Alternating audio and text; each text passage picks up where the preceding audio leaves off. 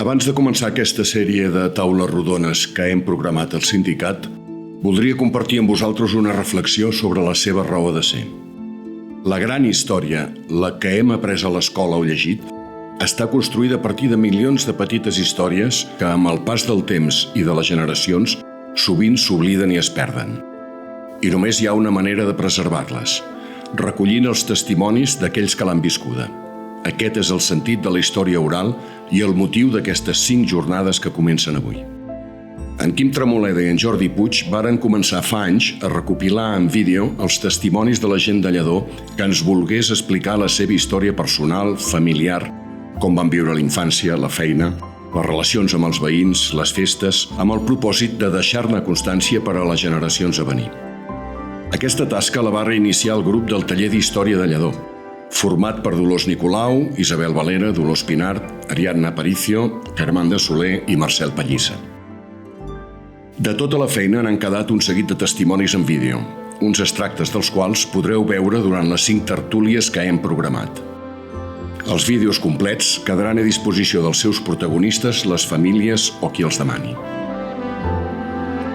En poder comptar amb la col·laboració de l'Alonso García, ben conegut de tots, per ser qui va produir els vídeos de les festes de Sant Llambert, de la Fira del Formatge o de la Romeria La Mare Déu del Món, ens vam plantejar d'organitzar i filmar aquestes tertúlies al sindicat, en directe, per tal que tothom hi pogués aportar els seus records o vivències. Cadascuna de les 5 tertúlies programades gira entorn d'un tema: el món rural, el comerç, els oficis, les dones i els ramaders, i els convidats que hi intervenen els representen. Al final, totes es recolliran també íntegrament en vídeos que quedaran a disposició de tots els veïns i veïnes que els vulguin tenir. Tenim, doncs, una bona oportunitat per deixar constància del que hem viscut, per preservar la memòria dels qui ens han precedit i per deixar un llegat visual i sonor col·lectiu. Esperem que en gaudiu.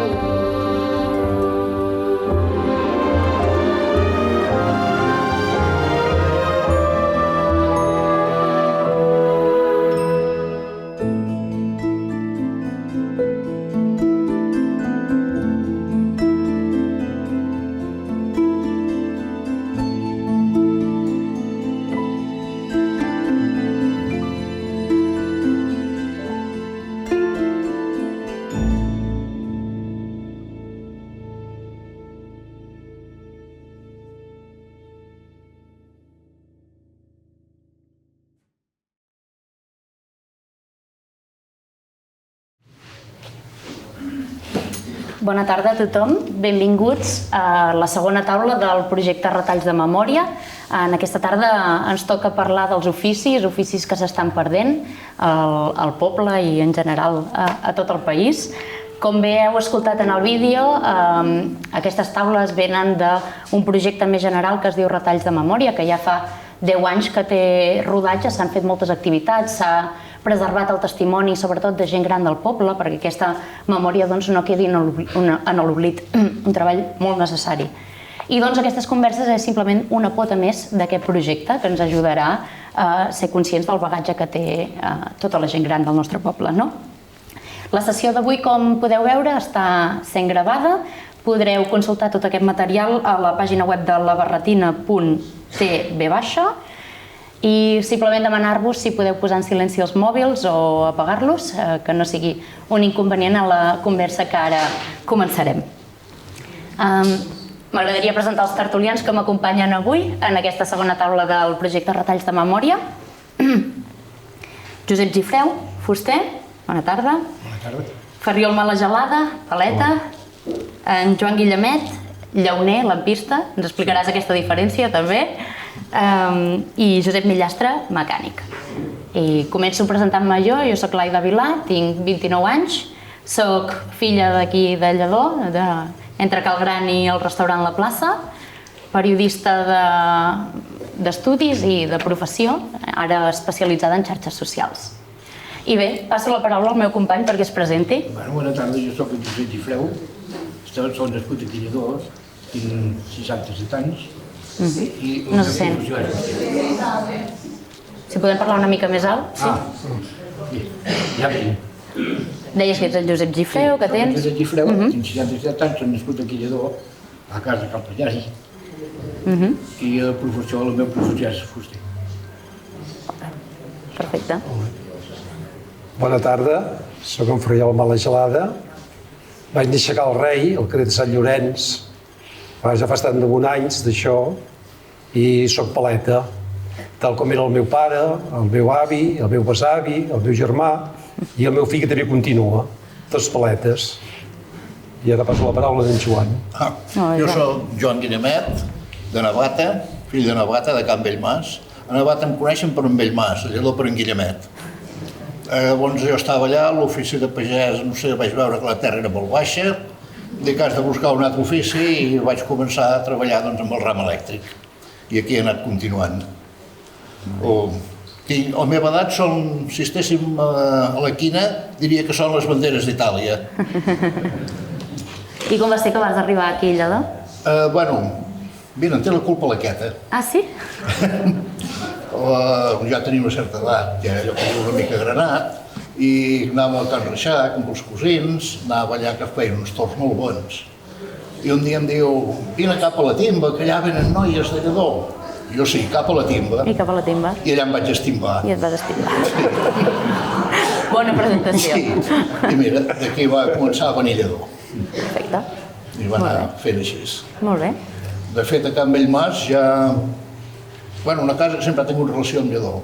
A l'any 1700, a Can Bellmàs venien blat a les monges de Lledó. Mira. El meu pare, sempre els diumenges, havent dinat, agafava la bicicleta i cap a Lledó Cal Gran. Després, quan tornava, ens portava un parell de rosquilles, una per més i una per més de menjar rosquilles, i era un èxit. Cal Gran també com a centre neuràlgic de la vida social, no? Durant tant de temps al poble. Seguim amb les presentacions? Josep Millastre Planella. Tinc 47 anys i vaig néixer l'1 del 4 del 47. La meva relació amb Lledó va ser amb el club del futbol. Llavors hi havia... venien a jugar aquí al Carme, el Besú i el Llers. I així vaig conèixer la Mariona i aquí vaig quedar, no hi casar. Em deien allà a Besú que anava a un poble que no tenia ni carretera, perquè quedava mort. I vaig dir a Lledó, té mala entrada, però té molta mala sortida, que és un poble molt acollidor, la gent molt amable, molt acollidora, i fins avui he sigut feliç. D'aquí endavant ja en parlaré. No, molt bé. Perfecte. Ara que ja ens hem presentat, doncs podem donar pas a un altre dels vídeos del projecte Retalls de Memòria per entrar ja una mica en el tema dels oficis.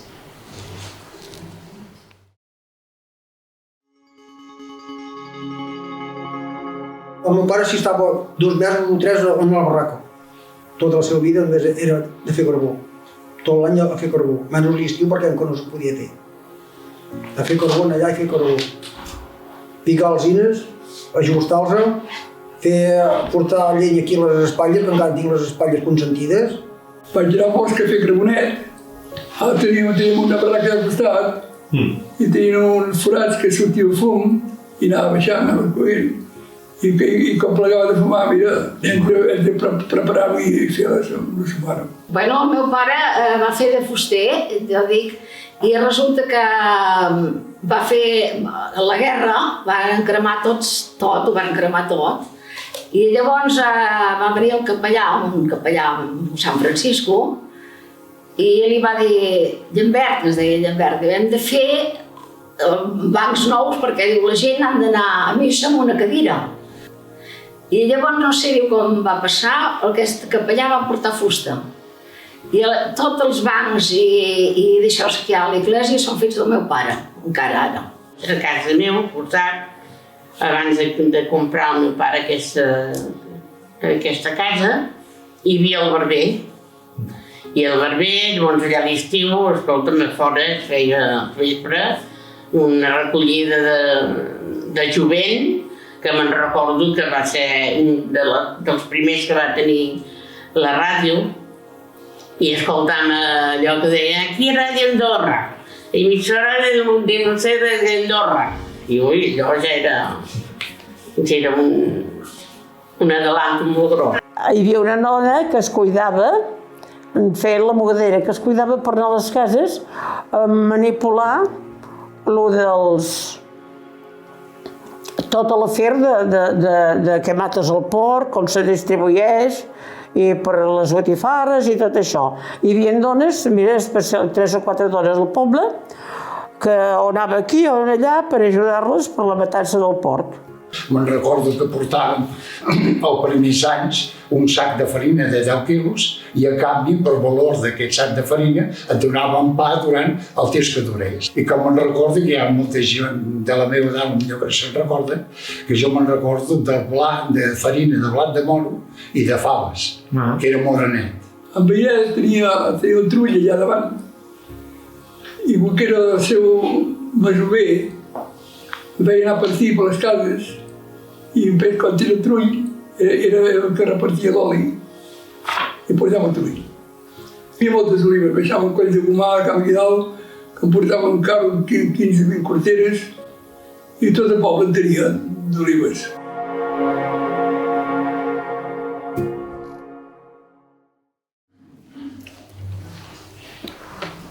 Bé, hem sentit un vídeo amb uns quants testimonis que ens expliquen oficis que es feien aquí al poble. I ja passem a la primera pregunta, que seria com era el vostre ofici quan vau començar i al llarg del temps com ha anat evolucionant, sobretot a nivell tècnic. Suposo que no tenia res a veure, no?, quan vau començar, a dia d'avui, per exemple.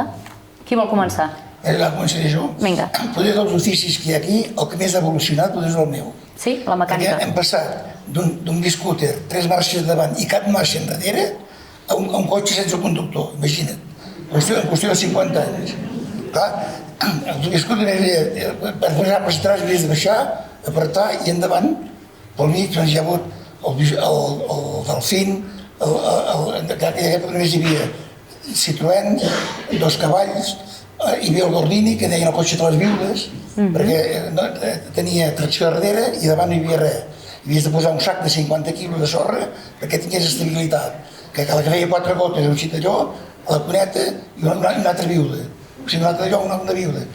I així, vull dir que ha canviat molt d'això. I en el sector de la mecànica, en el teu cas, com ho feies per anar estant al dia de les novetats que anaven sortint? Sí, mira, darrere de l'operari, llavors, clar, és que ara en 8 dies ja són operaris. Abans havies d'estar 2 anys anant d'aprenent, escombrar, penjar eines, i així anaves d'aprenent.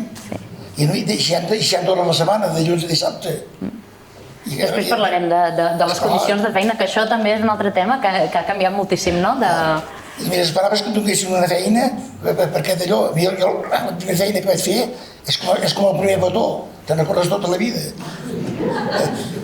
Em va donar perquè hi havia un grup, canvi d'opinió i corona, esclar, no vaig marcar com havia d'anar i més de posar, així el vaig posar al revés. Clar, jo no tenia pas canet per provar aquell cotxe. Arriba el client del cotxe, posa primera, collons enrere.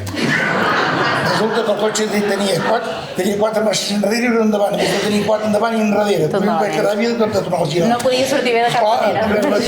I així m'hi deixi vas anar aprenent. I has treballat a diversos tallers o sempre el mateix? Vaig treballar fins que vaig anar a l'Emili Besalú. Vinc de l'Emili i vaig anar a treballar a la Set de Banyoles. Llavors vaig treballar a l'Audissa, a la Barreiros de Figueres, fins que em vaig parar per aquí. El 82 em vaig parar per aquí, me compte que molta gent deia i com te'n sortiràs si no hi ha la carretera general? Perquè clar, diu, ja he d'haver algun taller, te'n ficaràs en un altre taller, com que jo ja tenia la clientela feta, que tenia molts clients de camions, ja venia de fora cap aquí. I et van seguir cap aquí, fins aquí Lledó. Llavors ja vas venir a tiro fet, Jo vaig tenir la gran sort que el canvi de camió de 16 marxes, que es fabricava a Salamanca, i anava fent uns cursets a Salamanca, i molts tallers de tot el Província de Girona traien el canvi del camió, me'l portaven a mi, jo el reparava, els entregava el canvi, i el muntava al camió. Feia 2 canvis al mes, de 50.000 pessetes, 1.000 pessetes al mes, i ja em feia prou. 4 canvis d'oli per quillador, de 400 quillador, i fins aquí hem arribat. I et va costar que la gent de Lledó et fes confiança? Gota, no? Ja no. Gota. Perfecte. Qui més vol? I expliquem un cas, perquè jo anava a l'estranger a arreglar camions. Al nord de França, frontera amb Alemanya, quan sortia havies de declarar tot el que portaves, cada duana llavors. I clar, no sabia l'idioma, i sento que diuen què fan els de Lledó per aquí dalt? I qui era? Un que la seva sogra era d'allà al Pujol, no Lluïsa no, com se deia, la Llúcia. La Llúcia, i cosa que jo m'aclarar, i em va acompanyar allà, em va explicar on era el camió, obrim un llum. Veus? Molt bé. Sí. Molt bé. Sí. Que bé, genial, sí, perfecte. Doncs sí. Teníem una convidada que ens havia d'acompanyar aquí, ens pensàvem que no arribava, sembla que ha arribat, per tant, li donarem la benvinguda i tornarem als nostres respectius llocs, a les marques. Quimeta, doncs, si vols et pots presentar. Nosaltres ens hem presentat cada un, hem dit el nom, l'edat i la nostra professió. Em dic Joaquima Pagès, vaig néixer l'any 48, vaig néixer a Lledó, he viscut tota la vida aquí i jo ja vaig anar a aprendre de cosir quan encara anava a l'escola, amb una modista aquí al poble, i llavors vaig anar a començar a treballar a Cal Sastre, que tenia 17 anys, i fins que varen plegar, que vaig tenir 47 o 48. Molt bé. Però jo no tinc un ofici, si esteu parlant d'oficis, això no era un ofici, jo no vaig fer mai no vaig aprendre cap ofici, jo vaig aprendre a cosir de confecció, el que es feia de confecció, i res més. No ho consideres un ofici? No, perquè un ofici és aprendre tu saber fer una cosa. Jo no me'l toco. Jo havia d'haver après de modista, havia après el corte i no ho vaig fer-ho, vull dir, jo només vaig aprendre de cosir-lo quan el que feien cosir. M'hi vaig guanyar molt d'anys, guanyava la vida amb això, treballant de cosir. Molt bé. 29 anys que em pico per acabar aquesta presentació em penso que et falta dir la casa de la que vens. De casa meu? Sí, com es diu la casa? Cal Liu. Jo en dic Pagès, però... Ha de quedar constància de la nostra casa. I quan parlo amb algú d'allò jo sempre dic, no em dic jo la Quimeta Liu, sempre dic, no dic mai Pagès, perquè molta gent no me coneixeria. Ja està. Bueno, fem un pas una mica enrere, estàvem parlant dels oficis, com eren quan vau començar i com han anat evolucionant al llarg del temps. Qui vol prendre la paraula? Qui vol explicar l'evolució de... Jo. Endavant. La feina de paleta és una cosa que és molt dura, perquè a l'estiu fa molta calor i a l'hivern fa molta fred. I més abans, quan jo vaig començar, no hi havia cap classe d'eines. Perquè per fer la pasta, que en dèiem, vull dir, o el morter, o el formigó havies de fer amb una aixada i anar fent endavant i enrere, perquè no hi havia les màquines de pastar, com avui dia. Llavors, inclús hasta per tallar rajoles o aquestes coses, no hi havia la radial ni res ni per tallar-ho, o sigui que era molt complicat.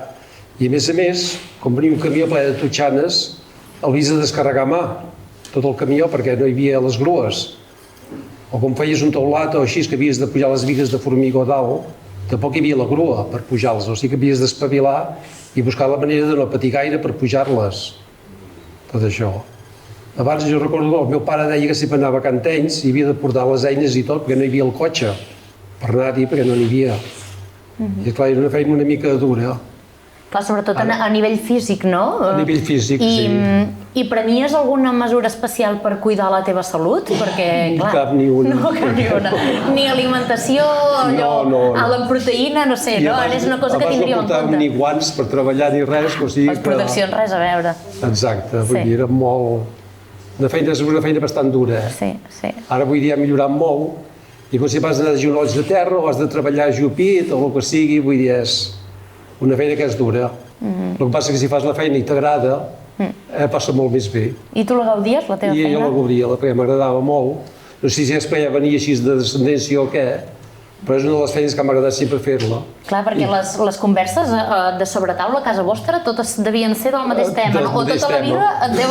Sí, no? Inclús ara, encara que estigui jubilat, vaig veure el meu fill com fa les coses o com ho fa i així. A controlar. Per controlar exact no, i per veure com ho fa, ho faci bé. Molt bé. Sí, no. Molt bé, perfecte, perfecte. Molt bé. Guillemet, em consta que ens has portat una eina que evidencia el pas del temps. Sí, jo vaig començar d'aprenent l'any 62, cada dia cap a Figueres en bicicleta, anar i venir, per 75 pessetes a la setmana. Déu-n'hi-do.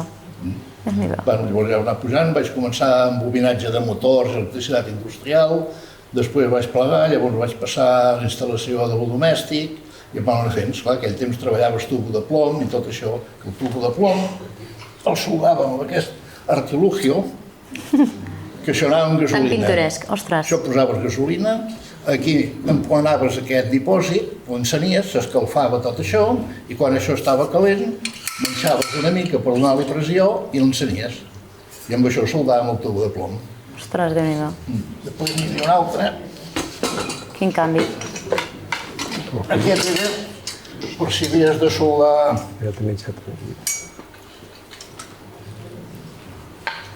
alguna galleda o alguna cosa, també feies el mateix, l'encenies, i amb el soldador aquest soldaves alguna de xapa. Bastant.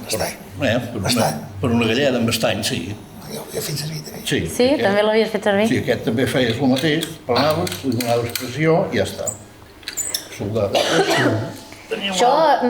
El símil a dia d'avui quin seria? Què és? Vull dir, això no es podria fer servir a dia d'avui, aquests aparells, no? Sí, funcionaria, però ara vas amb gas i no és pràctic i tot això. Llavors, per el tubo de plom teníem aquest artilugio, que encara que sembla un aparato de ginecòleg, era per fer el forat més gros en el tubo de plom. Perquè engrandíem i llavors ficaves un tubo dintre l'altre i soldàvem. I aquí també, però això hauria d'anar a Ferriol. Ens has portat tot el desplegament, Això no ho coneixies, eh? No ho havies mai. Jo soc més antic que tu, eh? Jo aquest mestall de motor... Potser era un nivell. Ara, exacte. O sigui, feia el nivell i això, el plom aquest, doncs, es feia servir de nivell. Ostres! Servir d'escaire i tot. Sí, d'escaire i de nivell. I per plom. Sí, per nivell i per plom. L'artilugio una mica... una peça de museu. Exacte. Llavors sí, amb el temps ha anat evolucionant molt tot, perquè llavors anaves a una casa de pagès, una cort de porcs, una bombeta i un interruptor. Ara vas a una granja, calefacció, ventilació controlada electrònicament, obre finestres automàtic, vull dir, tota una altra història. Ha canviat. Tot tenen calefacció, que el pagès no en teníem. Ja els porcs tenen calefacció, viuen bé, eh? Sí. Més que nosaltres. El seu final no és gaire bo, però viuen bé, el temps que viuen. Està bé. No, tot ha evolucionat molt. Molt bé. Josep, ens vols explicar una mica quins han estat els canvis més importants, no?, en el teu sector? L'ofici de vostès, igual que tot, suposo que tot ha evolucionat molt. Abans tot es feia mà i ara tens les màquines que es fa tot, ho fet tot amb les màquines. Alguna màquina que destaquis que t'hagi facilitat la feina?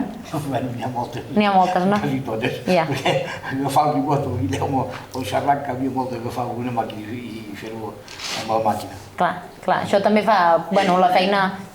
Tens més capacitat productiva, no? Amb el mateix temps pots fer el doble, es podria dir així. Més ben feta i tot. Més feina, més ben feta i tot. Tot és molt diferent, s'ha canviat molt. Quimeta? Bueno, la meva feina, quan fas d'aprenent, era passar punts en la roba, perquè tots dos costats fossin igual. Bueno, primer la modista la tallava, la peça, llavors passaves els punts, després els obries, els retallaves i encaraves les peces, els embastaves i després la clienta havia de venir a provar. Això deies, que s'havia de provar diverses vegades. Com a mínim dues. Com a mínim dues vegades, imagina't. Hi havia vegades tres, si el coll no es posava prou bé o es havia de retocar o el que sé jo, però tot això jo ho veia fent a la Pietat, a Can Isidro. Jo només embastava, llavors passaves els punts, sobrefilaves a mà, cosa que aquí a Cal Sastre tot ja anava amb unes màquines que overlock, que se'n deien, que ja juntaven les peces, com el que veiem ara, que és la roba bonifeta, que tot ves, que no deixen costures, ni si t'engreixes, ni si t'aprimes, només tallen la roba, cosen i tallen aquestes màquines, és a dir, i van ràpides, que no t'encantis, que van amb 3 fils, aquestes d'ara, i jo suposo que com jo ja fa anys que ja no ho faig, encara m'hi deu haver de més modernes. Llavors n'hi havia que ja repuntejaven amb 2 agulles, una altra que feia els repunts, doncs per polir els sotes, que encara hi ha jerseis, si us hi fixeu, o camises o coses, o samarretes que són ben polits amb un zigzag de 2 agulles. Però bueno, jo quan anava a Can Zido doncs era això, embastar, l'aprenenta doncs havia d'embastar la roba, llavors quan estava a punt que per venir la dona la posaven en un penjador, la penjaven allà amb una perxa que hi havia i quan l'havien emprovada, llavors si no es havia de retocar i res, llavors ja es havia de cosir màquina. La cosien a màquina, tallaven totes les embastes, tots els fils, llavors es havia de sobrefilar perquè no hi hagués allò que la roba no es desfilés, llavors la feina que hi havia era sobrefilar tot allò, vull dir, un vestit era cosa de moltes hores. Llavors hi havia gent que era molt primirada i la modista sempre deia, bueno, aquest com que és d'aquesta dona, que és de pagès, gent que vivien als masos, que d'allò, que es feien les bates, no mirem tan prim, ja tot dos, i la persona, la clienta que era molt polida i molt refinada, aquella es havia de mirar molt bé, doncs tot, que no fessis les vores, que no passés cap fil, que no es veiés cap puntada, bueno, ella això va ser tot el que no va ensenyar. La qualitat de la roba abans es mirava pel tipus de punt, no? Però és que no hi havia de punt, llavors quan jo vaig tenir 14 o 15 anys, va sortir el nilon, que no es havia de planxar, la roba de nilon. Aquella ja no es havia de planxar i va ser un avenç allò, vam no haver de planxar els vestits i així. Llavors s'han de dir alguna anècdota, no? Com a anècdota vull dir, jo de la nostra colla de noies que anàvem, la Lita de Can Guinau va ser la primera que va tenir un vestit de nilon i va ser una novetat allò, i després ja de seguida ja es va d'allò molt. Llavors el targal, que també era una roba que no consistent, però llavors abans quan era la roba de cotó i llavors demana per fer un abric que es havia de forrar, allò passaves molt i molt de temps, es havia d'encarregar molt de temps, llavors la roba es triava amb un viatjant que passava, que triaven les mostres, ell portava mostres i tu només la veies, la roba amb un retallet, hi havia viatjants que portaven la mostra petita. Sí, que era un exercici d'imaginació, no? És dir, que un abric tu havies de veure només el tros aquell de roba com seria, a vegades de decepció, i em pensava que coses d'aquestes, no? Que llavors anaven passant aquella, llavors la gent comprava la roba, tot això era un procés llarg ja per la festa, per exemple, que es feien tants vestits, ja es havien de comprar molt de temps abans perquè llavors te l'havien d'enviar la roba. Quant temps abans s'havien de regalar? No ho sé, no puc dir, tampoc me'n recordo molt, però vull dir, ja hi ha gent que se'n deu recordar d'això. Però estem parlant de 6 mesos, potser? No, poder no tant, no. Ara, per exemple, a la primavera ja anaves per la roba d'estiu i tal. I es havia de comprar molt de temps i llavors, en fi, ja per poder-el tenir per la festa, que era el dia que les noies normalment s'estrenaven. I llavors l'hivern era per la Puríssima, que es feien molts d'abrics, vestits, jaquetes, coses forrades, amb molta feina, llavors t'hi havia de venir tot bé, saps? El fil, la roba, els botons, vull dir que era tot un procés de moltes i moltes hores de fer-ho. El que és clar és que en aquell moment cada peça era única. Era feta a mida de la persona, perquè hi era el boi fet, perquè hi era. Llavors, quan jo vaig anar a Cal Sastre a cosir, llavors hi havia dues noies, una era la Dolors Hidrac i l'Enriqueta Baus, que ja és morta, l'Enriqueta, que feien un pantaló diari. Mira si tenien feina en un poble. Un pantaló diari, l'estiu solia ser fresc, de roba fresca, així prima, i l'hivern de vellut. Doncs aquelles noies quasi tot l'any tenien feina a fer un pantaló diari. Els anys bons d'allò. Però llavors es van acabant això de prendre mida. Llavors va sortir el boi fet. Llavors les mides, les talles, i ja va estar. Llavors es van dedicar més a fer confecció. I la primera confecció que van fer aquí a Cal Sastre, de noies que havien vingut a cosir com jo, van ser els biquinis. Es va començar de venir estrangers als anys 65 o així. Es van introduir molts biquinis per aquí a la Costa Brava, hi havia el que el sastre treballava, doncs era de Figueres, llavors el Lluís Morat era el tallador i llavors ja hi havia aquesta, era com diguéssim una empresa familiar i aquests s'hi dedicaven. I les peces venien amb el cotxe de línia, les robes amb farcells tallades al principi, després ja no, ja van tenir cotxe ells i ja va estar. I els biquinis també eren fets a mida, Bueno, no, aquí no. Aquí sí que ja eren aquí ja anaven talles, anaven de la talla 0 a la talla 4, per exemple. Ostres! Sí. Bueno, hi ha moltes coses per explicar d'això. Quin canvi, no? Però vull dir que la primera confecció que jo més o menys vaig fer va ser això. Després ja van venir altres coses, però tot coses ràpides, així de res de complicat. Però llavors allà hi havia els de sastreria, que sabien més de cosir, en fi, es havia d'anar. I tots els traus de les camises que feien, i vestits, això, camisers de dalt a baix, tots eren fets els traus a mà. Es tallaven amb unes tidoretes, cada un, i tots zic, allò... Increïble, Vist d'aquesta manera. Quina feinada. Molta. Sí. Ara que dius de traus de camisa, per què les camises, els traus són tots així i l'últim és travesser? No ho sé, no ho sé. No, que és veritat, no és cap cister. No ho sé pas. Tot i l'últim és travesser. M'hi he fixat tampoc. Algú del públic que sàpiga la resposta? Sí, és perquè no es descordi. No ho he vist mai. No, Sí, és perquè no es descordi. És perquè no es descordi. Perquè travesser no es descorda mai. No sé, mai, això no. Vale. Ara són fets a màquina, a vegades, si ho heu vist, que surt un fil, estires aquell fil i es desfà tot. Però hi ha camises que tots són així i l'últim no ho sabia per què. Però vas més d'anar al sastre, fer un traje, et prenia les mides i tot. Vers 60, sí. Llavors n'hi havia un que, bueno, i llavors per planxar una americana i estaven allà es comptava 3 hores. El sastre havia de planxar una americana amb una mà d'aquestes gruixudes, allò que la posaven per sota i aquella planxa pel cim, i anar passant, perquè la planxa feia molt, vull dir, quan era ben planxada, i el temps sempre calcular eren unes d'aquestes. Si havien de planxar dues, una al matí i una a la tarda, sabien que eren 6 hores, planxar sol, sí. I amb tot això hi havia anar explicant històries, com que no hi havia res més que la ràdio, i amb aquella fressa de les màquines tampoc els senties, eren raonats, explicar coses, i venia molt de jovent allà, que tots s'hi vestien, i bueno, mira, i estudiaven la roba allà també, llavors allà ja era diferent, ja tenien peces de roba per triar ja el traje, així ja veien tota la peça, ja no era tant de retalls com la modista, diguéssim. Era més a l'engròs. Almenys havies d'anar un parell de vegades a provar el traje. També, home, i tant. I abrics també feien abrics. Això no canviava. El sastre no hi havia prenia pas les caçadores com ara ni honoracs. L'honorac poc es coneixia. Aquells anys que vosaltres éreu joves, bueno, de la meva edat.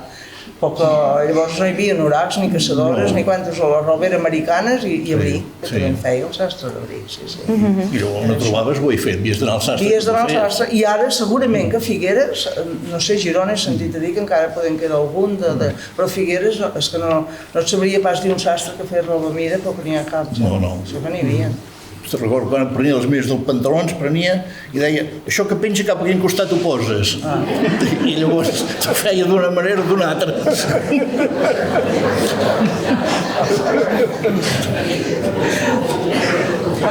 Era el que seria, diguéssim, l'ofici, aprendre mides, encarar-ho, cosir-ho, provar, i allò al final. I tot això portava un procés i unes hores que havies de donar per provar, vine a tal hora a provar, no vinguis, o no ho tinc a punt, que també solia passar això, a vegades no ho tenien a punt, però ja vivies cap allà dalt, ja ho sabia l'activitat, no? Com anava? Doncs mira, això era així. Molt bé, perfecte. Ferriol, hi ha una anècdota que vull que comparteixis, si et ve de gust, que és el tema que quan van posar l'aigua al poble, que vas tenir un increment de demanda espectacular d'una obra en concret, no? Si ens ho vols explicar. Bé, quan van posar l'aigua Lledó, l'aigua corrent, que la va fer baixar de la Font Negra, llavors va ser el boom del quartos de bany a Lledó. Perquè clar, la gent normalment no tenia, perquè no hi havia pous ni res, les cases una cisterna i prou. I després l'aigua corrent, en aquell moment tothom va voler un quarto de bany. Suposo que en 2 anys així que van fer de 20 a 25 quartos de bany. I tothom els va voler. De quin any estem parlant? Això parlaríem de, no exactament no puc dir-ho, però devia ser el 1970, per ahí. Guillemet, te'n recordes tu perquè vas estar? 50 anys, sí. Jo dic que el 1970 hi ha alguna cosa. Doncs llavors tothom va voler una banyera gran i tot, cosa que avui dia tothom anem a treure ara per posar un plat de dutxa, perquè el que passa avui més, les banyeres ja no... Jo dic, en 2 anys o així em va fer 20 o 25 de quartos de bany, moltíssims. Déu-n'hi-do. Va ser una cosa bona pel poble, això de l'aigua. M'imagino. I per mi també. Sí, no? M'imagino. Això del Quartos de Bany va fer una, i un dia una senyora em diu, ostres, és molt incòmode el bidet, diu, tenir les aixetes aquí darrere. Home, senyora, dic, si ha de posar de cara a la paret aquí. És bona aquesta. Sí. I que ara que parlàvem de la Font Negra, Guillemet, tu hi havies treballat, no?, a l'obra de la canonada? No, quan es va fer no. Vale. Jo és ara que hem rectificat tota la tuberia, que l'hem canviat quasi tota. Bueno, que comentaves que és una de les grans obres, no?, que s'ha fet darrerament. Explica'ns en què ha consistit això. Sí, no, aquesta queda molt poc ja per canviar tota la que és més bon fer. Queda el que és per l'altre costat de Manol, que ja és més complicat. Però ara tenim tot nou, sense pèrdues, i aprofitem tota l'aigua. Que bé. I altres grans obres en les que hagis participat aquí al poble? Sindicat, no? Aquí hem fet el sindicat, com vam fer la part del baix, del bar, l'altre no, perquè llavors jo estava... És complicat, ja. M'estaven posant un recanvi de maluc. Recanvi. I que funciona bé i ja està.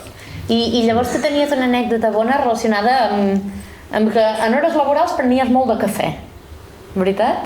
No, bueno. Si anaves a certes hores a les cases... No, tu anaves a una casa. Sí. A la tarda, a l'hora de la novel·la, hi havies a treure la corrent, s'estimava més convidar-te a prendre cafè i que esperessis més a treure la corrent. Era una mala hora per anar a les cases a fer feines. Sí, però aquest... I ja la cobraves si devia el cafè? No, jo estava allà. Sí, treballant al Quarto de Bany, estava fent una repressió, i dic, oi, talls, treu la corrent. Diu, no, mateix, pas que vull acabar de veure la novel·la. Diu, vols un cafè? Sí. Diu, em porta el cafè al bany. Jo poso la tassa sobre el lavabo, me sento sobre la tapa del vàter i allà remenant el cafè. I dic, ostres, li dic, tu, quanta gent has convidat aquí a prendre cafè al lavabo? Sí. Com a anècdota. Era una cosa comuna, no és la primera vegada que et passava això, que et convidessin a cafè a l'hora de... Sí, però de prendre el Quarto de Bany sí que era la primera vegada, l'única. A les novel·les. Ara, de bany també em vaig trobar una vegada, a Casa Vella, aquestes que tenen el bany a la terrassa, vaig anar allà, aquell sostre estava de tranyines, sí. Ara vaig marxar amb un dubte d'allà, Amb un dubte? Quin dubte? Sí, que n'hi havia tantes que no sabia si era decoració o brutícia. Ja. No era pas Halloween, època de Halloween? No, però no em vaig atrevir a preguntar-ho. I després l'altre dia parlant va sortir el tema, Josep, de gent que canviava els marcs, a veure si ens ho pots explicar. Això, eren altres temps, però em va semblar supercuriós. Les coses canvien, aquesta porta no m'agrada pas la canviem, tornem a anar de nou, abans és molt diferent. Abans la canviàvem quan ja estava ben... Estem parlant dels marcs de les finestres, no? Finestres i portes i tot el que era. I que t'havies trobat gent que demanava canviar el marc però no posava el vidre a la finestra, no? També? Això també, però... Això també t'hi vas trobar. Més gent que la gent s'aprofitava més tot. Ostres, aquesta finestra encara pot servir, aquesta porta encara pot fer servir. I si havies de posar pes, havies d'això. I ara diu no. Cuida, tot fora, no? Bueno, aquesta no m'agrada, canviar-la, posem aquesta de nou, això ha canviat molt. Això sí que ha canviat, no? Abans aprofitar una mica el que es tenia. Abans s'aprofitava tot i ara es canvia perquè no agrada. Sí, clar, no per necessitat, no? Potser, bueno, depèn. Alguna altra anècdota d'obres al poble, treballs que vulgueu compartir? Jo sí que t'expliqué abans, es reparava, ara no, ara es canvien peces.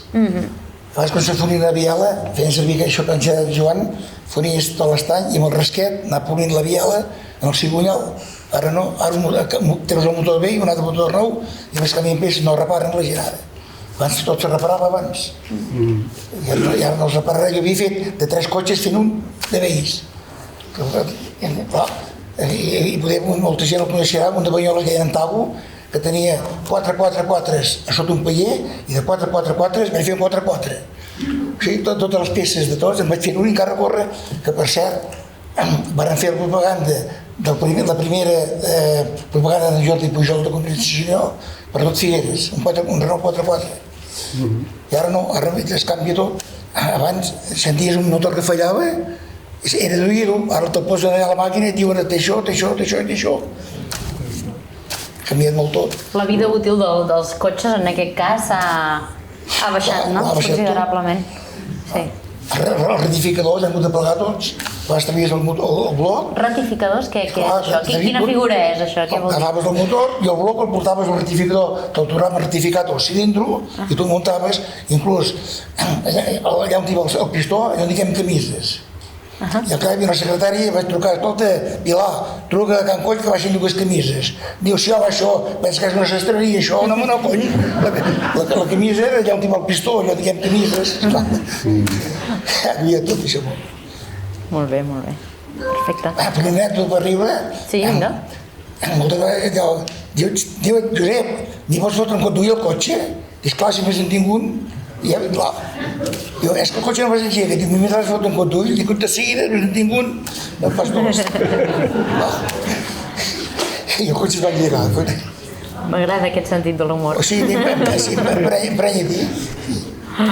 Per ser feliç t'has de riure tu mateix, i llavors dels altres. Però primer de tu mateix, i llavors... Sí. Ara havíem de veure un altre vídeo, també que havia preparat l'equip del projecte. Vaig estar del 3 fins als 7 anys, vaig agafar el tifus i el garrotillo. I vaig estar, segons recordo vagament, vaig estar 4 anys que no parlava ni caminava ni res. I gràcies al senyor Ferrer va ser qui me'l va salvar. El senyor Ferrés.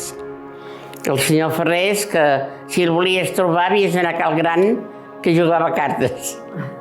I si anaves a les 12 del migdia, per ell era la nit, perquè sempre anava a dormir molt tard i sempre si anaves aviat ja l'empipava. I me'n recordo que el pare treballava molt amb en Josep Ballart, que després va ser Martí, en paz descansi, el pare de la Mercè, del Trull. I això li diuen el Trull perquè això era un molí d'oli. I el pare treballava. Tenien una mola, d'això, i moltes vegades que li anava a portar el dinar al sopar, mentre el pare dinava o sopava, jo feia anar a la rutlla, apretant amb els peus, per anar a la premsa, que anés prensant, perquè anés sortint a l'oli. Això de la Mare del Món era sagrat.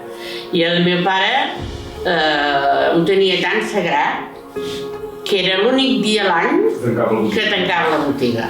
Era l'únic dia a l'any que tancava la botiga.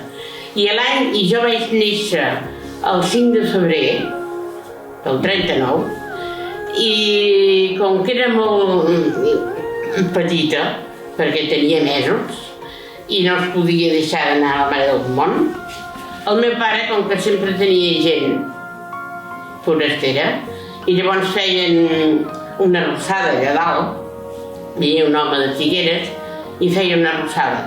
I llavors, quan eren a Can Serra, com que el meu pare tenia la camioneta, anàvem fins a Can Serra amb la camioneta. Llavors a Can Serra tenien un burro i llogava aquell burro per portar tots els èxits del menjar, de la cassola i tot això. I l'any que jo era tan petita em van agafar amb una panera d'aquestes que anaven a portar la roba a rentar, em van posar allà, ben abrigada, i em van posar al cim del burro i cap a la Mare del Món. O sigui que soc poder de les més petites que van anar a la Mare del Món.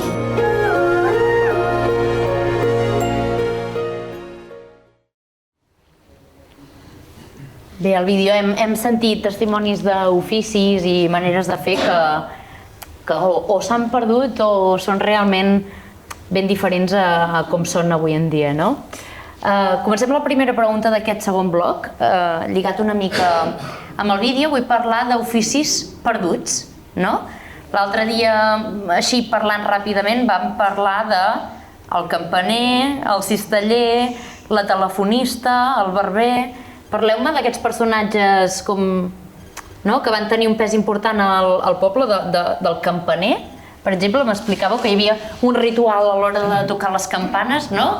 Que depèn de com tocava, volia dir una cosa o en volia dir una altra.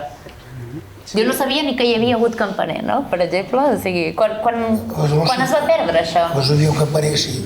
Sí, es va perdre quan el campaner es va posar molt alt. Tothom el recorda d'aquell, aquell home encidrat, que aquell home es va ferir, va estar molt d'anys ferit, vull dir, però quan ell era en el seu temps, que era d'allò, feia anar les campanes com un... Bueno, els sabia manejar molt i molt bé. I, bueno, jo hi havia anat molt, havia hagut d'anar-hi molt i molt allà a aquella casa, perquè quan venia peix, la meva mare el venia, i havien de tocar peix, perquè la gent poc ho sabia, que hi havia se sabia o el que sigui, però vull dir, no... I aquell home, quan hi havia peix, anava a tocar, i ja la gent ja sabia que a l'hora que aquell home anava a tocar, ja sabien que aquella hora era l'hora que havia arribat el peix, que hi havia el peix a la plaça. Però llavors jo també me'n recordo molt bé que quan tocava un bateig, vull dir, feia un repicar aquelles campanes bonic, allò d'alegria. Amb alegria, Llavors, quan hi havia alguna persona que es morta, diguéssim que es moria, llavors tocaven a morts, perquè la gent ara fa esqueles i aquestes coses, però abans era de boca a boca, vull dir, la gent sortia al carrer quan sentia tocar aviam, sabies que les persones estaven malaltes o les que estaven, però quan no, sortien al carrer i quan tocaven, qui s'ha mort? Sabeu qui s'ha mort? Perquè el to que feia aquella campana era de tocar morts.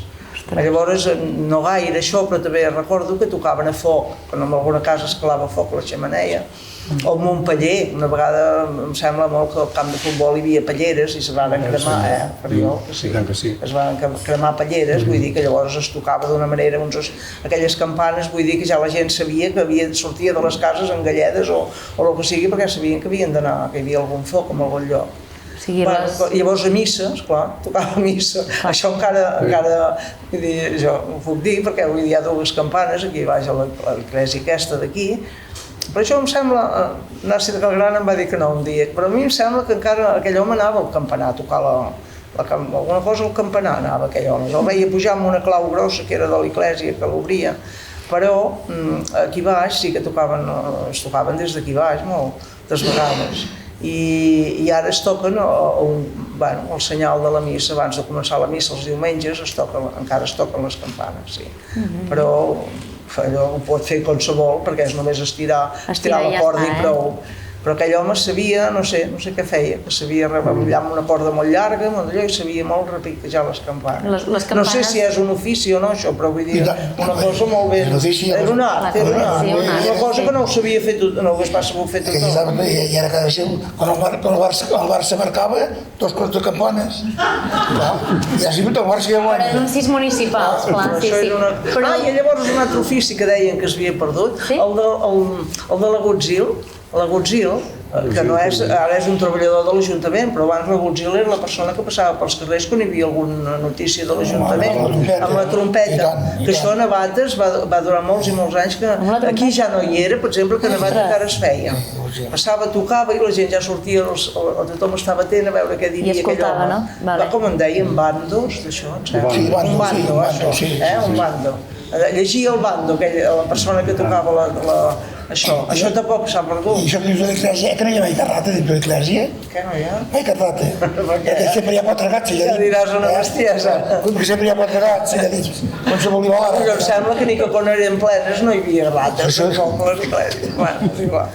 Doncs sí, això de la persona que tocava, que feia saber les notícies de l'Ajuntament. Que tocava perquè la gent sortís i llavors esperava una mica i quan veia que la gent ja sortia llavors es deia el que havia de dir. Eren els anuncis de l'Ajuntament, no es passava pas papers com ara a les cases, se sabia això. I no sé quin més es pot haver perdut d'ofici. El sapatí, el que dic no arregla sabates ara, fem un dia noves, són de les noves, molt s'ha perdut d'ofici. I llavors també em vau parlar... I ara n'hi ha de nous, ara hi ha oficis nous. Em vau parlar del cisteller. El cisteller que anava a buscar el material al Manol, no?, per fer els cistells. Sí, en puestos que es feien, allò salips, es deia? Salips, sí. Salips, sí. Bueno, ja ho varen dir aquell dia, que era aquest home de Can Zidro. En Zidro. I llavors on els venia? Què es posava a la plaça? No, és que la gent ja els encarregava. Ah, era per encàrrec. Esclar, és que la gent eren pagesos, els cistells i els coves. Tot això es necessitava, tot això. I ja... Jo crec que eren per encàrrec, no sé, em sembla que sí, que era així. I encarregaven un cistell i coves, no covenets, o coves grossos, que molta gent hi traginava el fems amb els coves. Doncs aquest home ho feia, però molt ben fet, i ho feia al carrer, a més, allò que la gent ho veien, com moltes coses que es feien al carrer abans. i els passava allò que, esclar, aquesta cosa devia haver de tenir, no sé jo ben bé, però havien de tenir allò que madurar o no verd, es posava a secar. Sí, no sé com anava això. I llavors el que venia també a oferir els seus serveis era el veterinari, no? Però també d'una manera curiosa, no? Feia molt d'anys que venia un veterinari de Banyoles aquí, deixava les medicines en el Nassi. No, eren Comes. Comes, era aquest de Banyoles, sí. En Comes de Banyoles. Venia cada 2 o 3 dies la setmana, ell anava a les cases a visitar el bestiar que estava allà, i llavors ja portava els medicaments, o ja en tenien Nassi, o les persones anaven a buscar-los allà. Recordo, jo llavors cosia calçats i ho veia cada moment. Un altre que s'ha perdut, el senador. Això? El senador. Sí. I què feia? S'anava.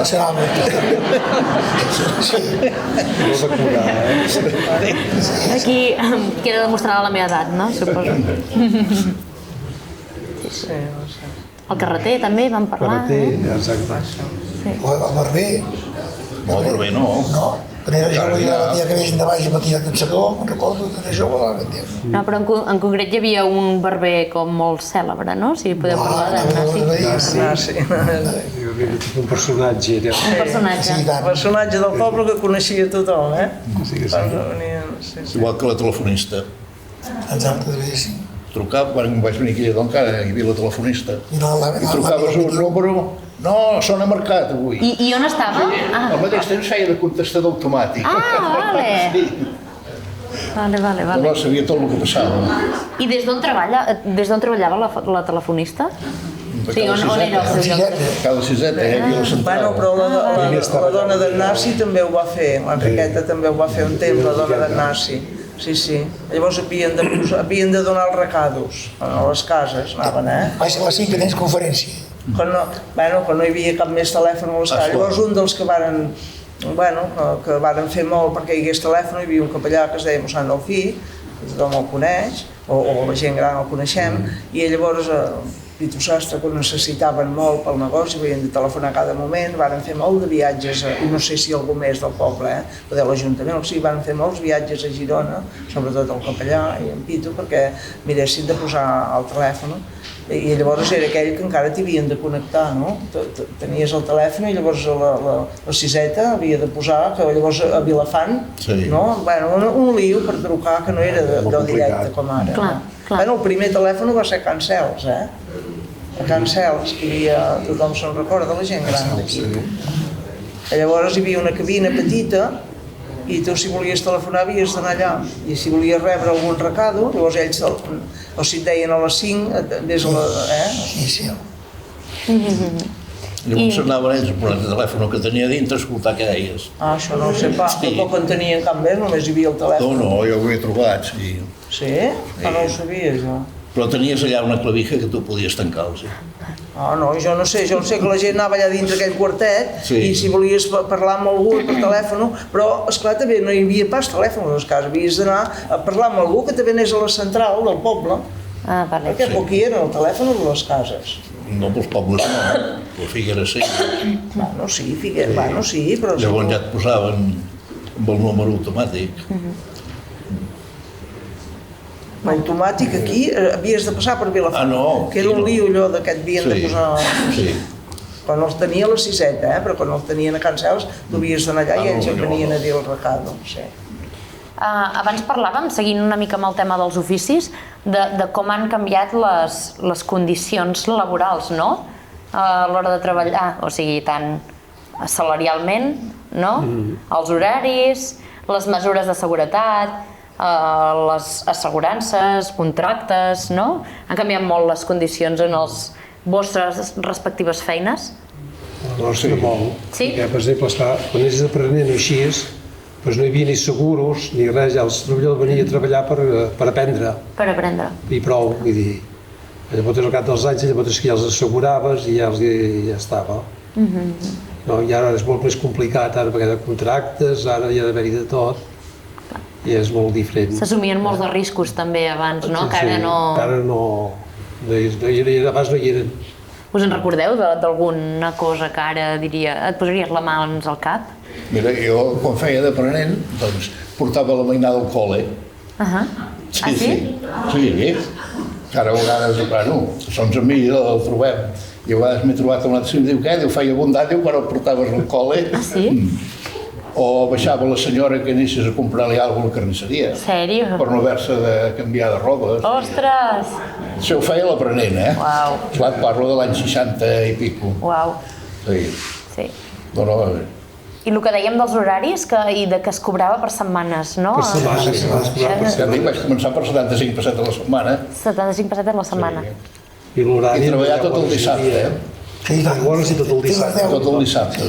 Després va fer el que es deia setmana inglesa, que era fer festa el dissabte a la tarda. Això ja va ser una novetat. Vale. O sigui, dissabte a la tarda i diumenge es feia festa i llavors es començava un altre cop el dilluns, Si havíeu allà a veure la cantera, si hi havia d'allò, el diumenge hi havia un horari. Que les canteres que no feien festa els diumenges, si alguna part tancava un palier o alguna cosa, s'ha d'anar cap allà. Bueno, i sous també que no eren estables, no? Que depenien de si s'havia pogut treballar o no. Això era la gent que treballava al bosc. Del bosc, Això sí, assegurat i el sou... Si plovia, anaven al lloc de treball, si plovia, aquella gent no cobrava ni un duro. Anaven caminant una hora o dues cap aquí dalt, o sigui, i si plovia ja podies marxar, si no començaves a treballar, res. Si plovia tota la setmana, com l'hivern algunes setmanes, res. Baixar amb els pous, muntar bombes també, hem fet. El més fondo que he baixat són 37 metres. Aquí a Lledó? No, està a Figueres, a la fàbrica del suro. Vale. I tot allò que hi ha a l'Esclat i Mercadona, tot allò eren horts abans. Allà també havíem baixat amb els pous. O que hi ha el menjador d'Ultravé, també hi havia baixat. Era, mira, una altra feina més. És una altra part del municipi, eh? Sí, però bueno. Ara m'agradaria parlar del poble i com ha anat creixent, no? No sé si es va començar a urbanitzar com des de la plaça i després es va anar expandint o Lledó abans eren barris i al final s'han acabat connectant? Com ha estat el creixement al llarg del temps del poble? Jo això no puc dir res perquè soc de fora. Jo que vaig venir l'any 82. Aquí primer vàrem fer l'església i llavors deia la primera casa que he vingut aquí a Lledó deia que era Xico Merlo. No sé si és veritat o no, i llavors suposadament anar fent cases i barris i es van emplenar el poble. El que sí que vam comentar que es va començar com a urbanitzar des d'un carrer en concret, no? Que era el carrer de la Serra, pot ser? Bueno, això van asfaltar els carrers. Això? Asfaltar el carrer, va ser el primer carrer que es va fer aquí a Lledó, va ser el carrer de la Serra, perquè era un poble, era un carrer que era molt habitat. I la gent s'hi va venir de seguida a pagar també, que això mirava molt el que podia valer. I va ser el primer carrer que es va fer a Lledó, d'asfalts. Llavors va ser una continuació que més o menys es van fer tots, en uns anys. Sí. Allà va ser com una mica l'inici, no? I després... Sí, a tothom li va agradar molt, perquè nosaltres érem petits, sempre hi vindran botes perquè sempre hi havia fang pels carrers, cosa que ara no fa falta. Clar. Però era així. Sí, i després a mesura que ha anat creixent el poble sí que va haver-hi un punt en el que Lledó es va trobar amb un problema relacionat amb els camions. Exacte. Perquè Lledó és un poble és un poble de balcons, perquè totes les cases tenen un balcó. El que passa que molts, perquè els camions passessin, que és un carrer molt estret, es havien d'esgavellar, i els altres perquè han reformat la façana i ja han posat finestres ja. Però en general encara queden molts de balcons aquí a Lledó, hi ha moltíssims a les cases. Clar, els camions passaven pel centre del poble, no? I se'ls emportaven a molts. Inclús n'hi ha un que l'hem refet 4 o 5 vegades. Ah, sí? A pocs anys, sí. Pot dir quin és? Davant de casa, també. És per de casa seu, exacte. Sí, però ben ratllada. Ostres! Se l'emportava sempre. Jo dic que l'hem refet 4 o 5 vegades, almenys. Sí, però hi havia un que vigilava. El petit, el senyor. Sí, ja sabes, jo. Hi haurà de posar una protecció o alguna cosa. Sí. Ara, si us sembla, parlem de llegendes i mites que hi ha relacionats amb Lledó. O amb el voltant, en aquest cas, Guillemet, a veure si em pots explicar per què, com era, que els de Navata, que els hi diuen penjamarrans, no? Ah, sí, és veritat. Bueno, jo sé la llegenda, no ho sé. Es veu que tenen un herba en el campanar, no hi arribaven amb una escala. Aquests sí que agafen un barrar, el lliguen, i des del campanar l'anaven estirant, i quan era allà a prop de l'herba diu, mira, ja has vist l'herba? Diu, ja treu la llenya. I trevia la llenya perquè estava escanyat, el pobre. Ostres! Sí, sí. I tu venies de Navata i eres un penjamarrat, llavors, no? N'hi ha un altre que diu, a Terrades tots són lladres, a Navata de vegades i a Lledó està el rector. I a Lledó està el rector. Aquesta l'havia sentit. Sí. El de Lledó té mala entrada i mala sortida. Ens vas explicar amb llasta per què? Home, sí, perquè allà Lledó era a viure, deien, clar, hosti, però és un poble que la carretera queda morta, i Lledó és un poble que té molt mala entrada però té mala sortida. Perquè un cop hi ets ja no en marxes. Gent amable, simpàtica, agradable, acollidora.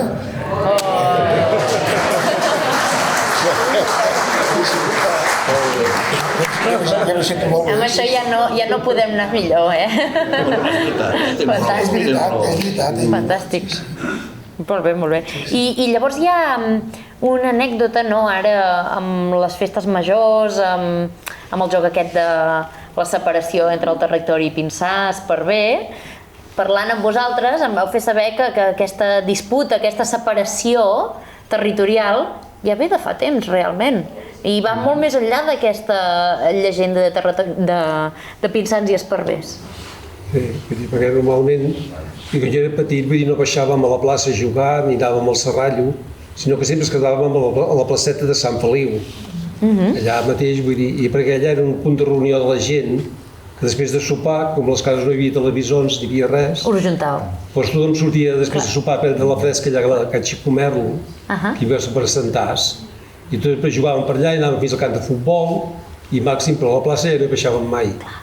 Inclús hasta la gent per anar a buscar bolets, normalment sempre anaven a la part de Can Costa, d'aquests d'aquí, el Mas de Llavanera, o per aquest costat, tocant olives de pagès, i en canvi els del Serrallo així es tornava cap al d'en Pasqual o cap a l'altre costat, o sigui aquesta separació ja hi era una mica també. Ja hi era. Sí. Perquè tan fot així, però ja hi era també. Que bo. Molt bé.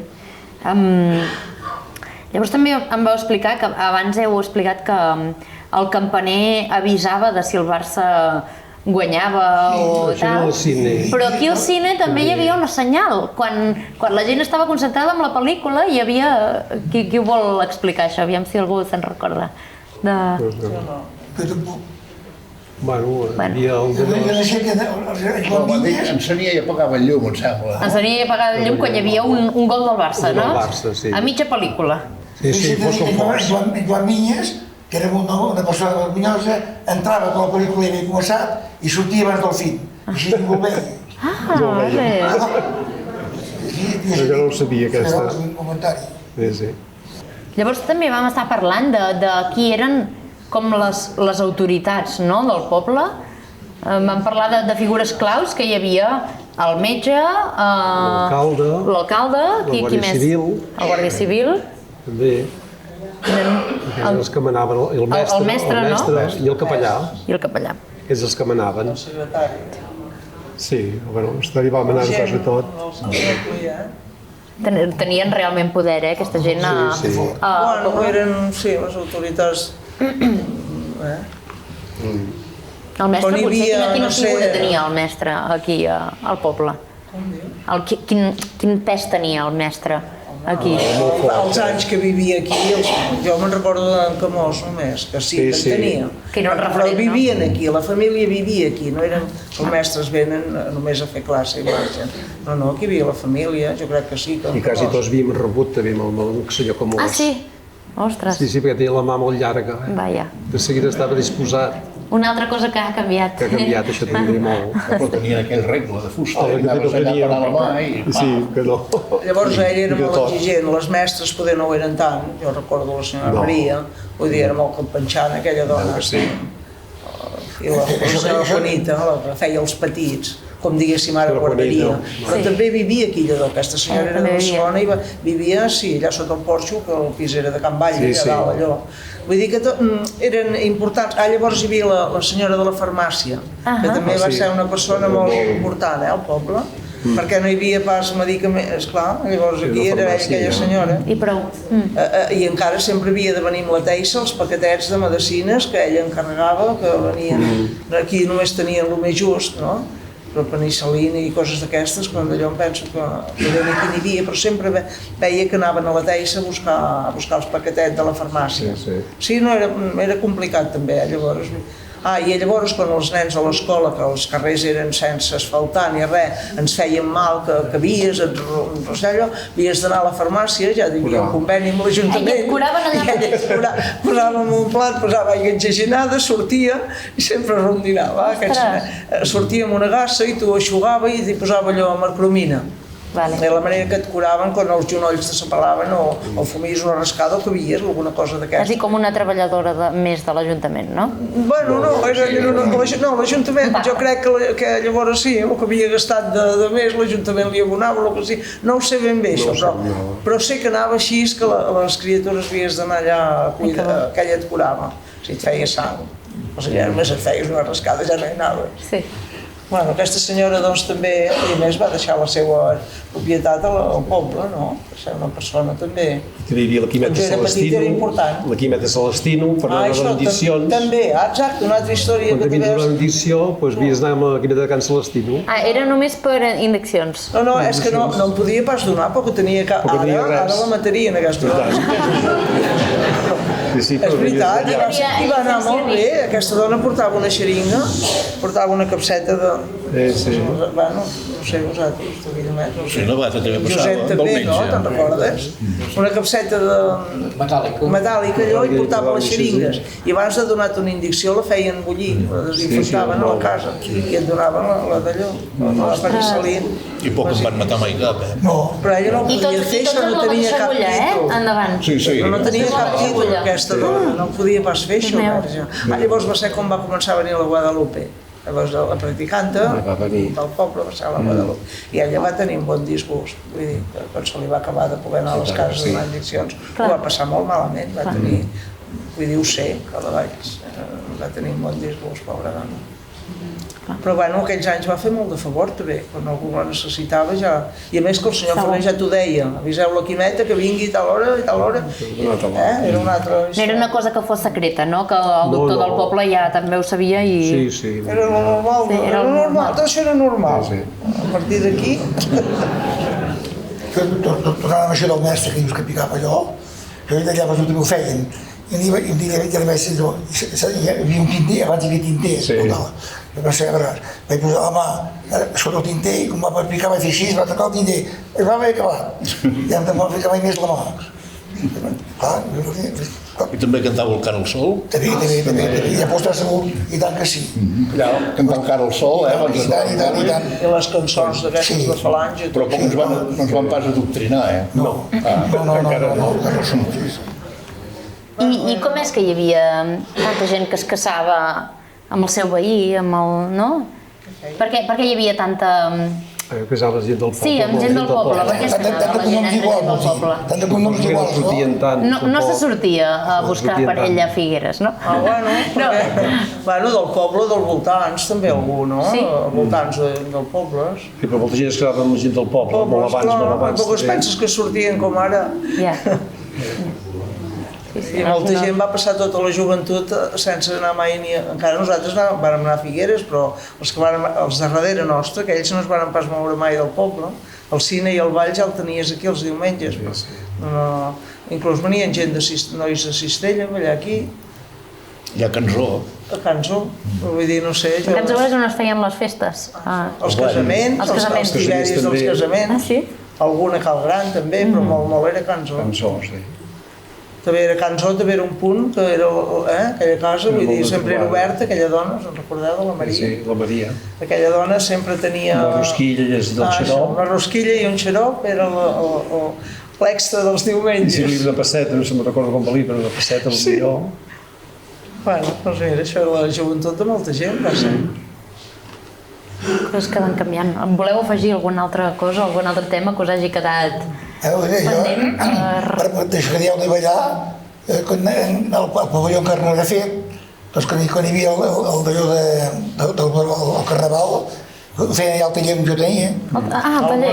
Hi havies d'apartar les eines i... 3 dies abans, m'hi anava de collons. En aquella època netejaves. Un cop l'any allò quedava net com una patena, venien tots allà a netejar, les eines al final, una cortina, hòstia, ja un esdol i tot fora, tot net.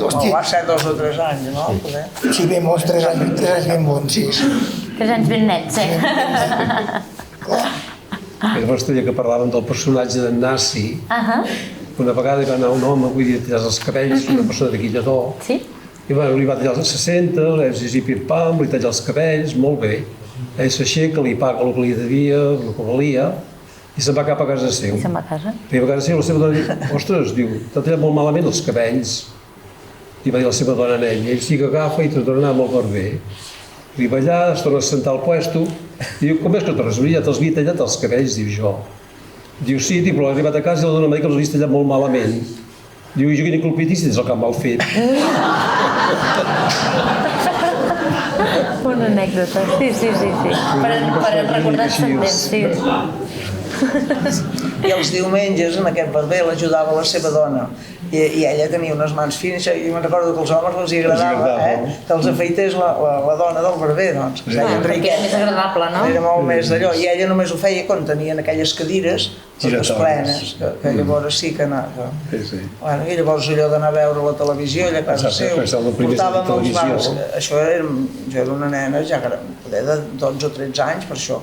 Anàvem a l'església, agafàvem aquells bancs que hi havia abans petits, els portàvem allà a Can Nassi, i tots els bancs estesos allà a la barberia, quan no d'allò, i la gent mirava la tele i ell marxava. Ah, sí? Marxava pel que era ell, allà a casa, o Calgrana o algun altre puesto. I deixava la tele oberta? I deixava la televisió oberta i la mainada, i el jovent, i dones, sobretot, la mainada, anaven a mirar la tele. Com feien, hi havia un programa... Bonanza. Com? Bonanza. No, hi havia un programa de Reina per un dia que el feia aquell en Frank Joan i l'Artur. Amigos del Lunes. Com se'n deia? Amigos del Lunes, vida, Frank Joan. Sí, però em sembla molt real. Bueno, aquell programa, dones i mainada, i esclar, llavors no hi havia pas prou puesto allà a Can Nassi, portaven els bancs a l'església allà, l'agafaven un programa de blanc, el programa allà, i miraven la tele allà fins que es havia acabat. I entraves i sorties com volies. No ho sé, ho faria a la seva casa per mirar, perquè només eren ells, llavors n'hi va haver Carles Escopeter, que jo recordo que al Festival d'Eurovisió, quan va guanyar la Maciel, van anar a veure Carles Escopeter. Ah, sí? Sí. Vull dir, coses... Després ja se'n van anar, Calgrana també en devien tenir, vull dir, en van anar posant. Però la primera és que aquell era molt amic de la Philips de Figueres, un tal Brunet. Ell tenia la representació. I ell va ser el que li va posar, per fer propaganda de la televisió, la van instal·lar a Can Nassi, amb una fusta així travessera, la televisió dalt, que no fes nosa per d'allò, penjada allà. I mira, era la televisió de la gent del poble, els dissabtes i diumenges. Col·lectiva, la televisió col·lectiva. I en blanc i negre, i només la primera o la segona no hi havia pas cadenes, No, la xefa, la xefa i prou. La primera i la xefa. La primera només la primera. La primera i prou, encara. La xefa va venir més tard. El nodo, Què? El nodo. El nodo en el cine. El cine. Jo vaig estar molts anys fent cine, a Navata. Ah, sí? Sí. Bueno, Navata fèiem una i llavors a mitja part fèiem el canvi amb lledó. Però a vegades no arribava mai, tampoc. Sí. Perquè arribés la segona pel·lícula, I hi havia bombos que cada moment es trencava també, tallat. Ja encenien el llum, la pel·lícula podia parar 3 o 4 vegades també. Bueno, això depèn del maquinista d'aquí. No ho sé, depèn del bombo aquell, devia dependre. No, els bombos tots venien igual. Una experiència també venir al cinema, no? Sí. Molt bé. Esclar, veníem 4 o 5 bombos, la pel·lícula. Llavors l'havies d'anar empalmant amb l'altre i després quan havia sortit tornava a tallar. Doncs devia ser això, quan s'empalmava, que no veies tallar, s'amagava. Però no costava. Ben sencera, una pel·lícula sencera, ben poques vegades. Era fàcil, feies amb celo, l'enganxàvem amb celo. Però llavors l'havies de tornar a girar. Però ja s'hi estava acostumat. Perquè si li portaves aquí sense girar hauria començat pel fil. Vale, i hagués anat enrere, no? Clar, agafar una maneta i tornar a girar. Ostres, tu. No, hi havia tela. Ah, clar. Sí, sí. Bueno. Llavors et venia una llista dintre la caixa amb tot el que s'havia retallat de la pel·lícula. Vale. Això, havia la passat la censura, censura, encara, et deia tot el que s'havia Els frames que treien, aquest no és adequat, tal. Sí, sí. Mare, no. Que bo. Bueno. Alguna altra cosa que vulgueu comentar del poble, de... Hem parlat una mica de tot, hem fet resum d'oficis, de maneres de fer, costums que encara les tenim, altres que s'han perdut. Ens donem per acabada la sessió d'avui. Moltes gràcies a tothom per haver assistit a aquesta segona taula del projecte Retalls de Memòria, on hem fet un repàs d'oficis del poble i s'han produït converses molt interessants i jo he après moltes coses que no sabia, o sigui que us dono les gràcies per ensenyar-m'ho. I només em queda emplaçar-vos a venir a la propera tertúlia, que serà el divendres que ve. No, el dia 31 de maig, i el tema serà el comerç. Moltes gràcies a tothom.